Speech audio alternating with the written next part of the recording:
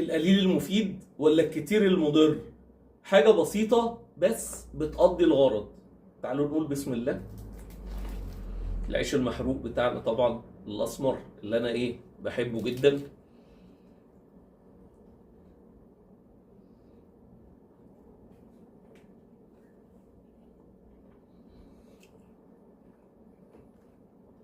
الحاجات المهمة قوي.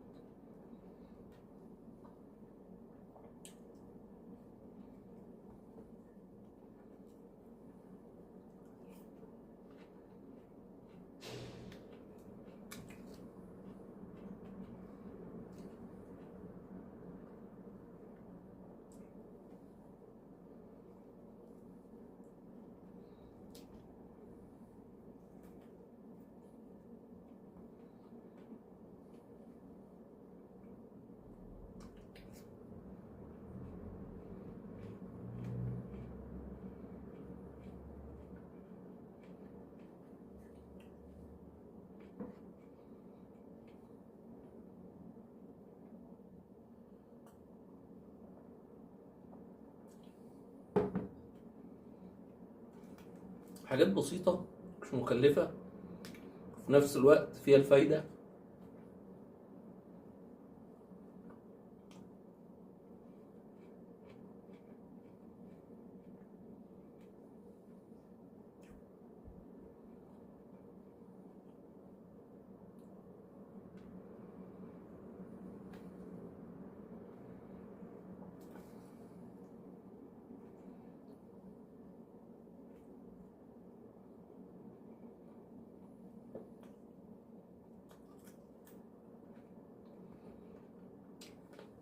الحاجات المهمة جدا.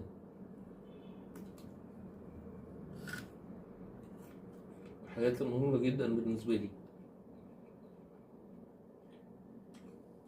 ده أساسي بحطه معايا في أي أكل.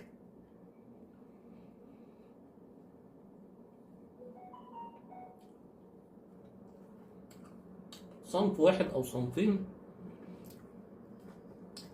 فيهم الفايدة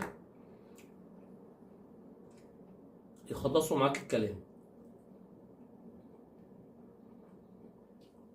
بص عاملة ازاي؟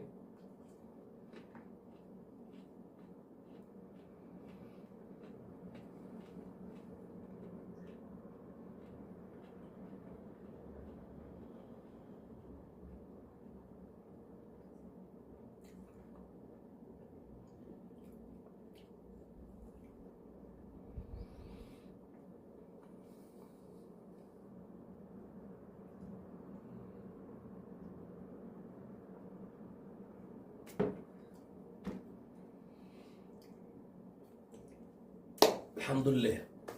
حاجة صغيرة وحاجة مش كتيرة بس بتديني الفايدة اللي الواحد عايزها. بتفيد جسمي. لما باكل ما باكلش كمية كبيرة، باكل حاجة صغيرة يعني نص رغيف وعبارة عن معلقتين 3 بالكتير.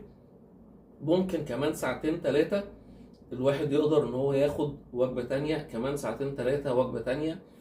من الفطار للسحور الواحد يقدر ينوع عشان ما ياخدش كمية كبيرة على بعضها.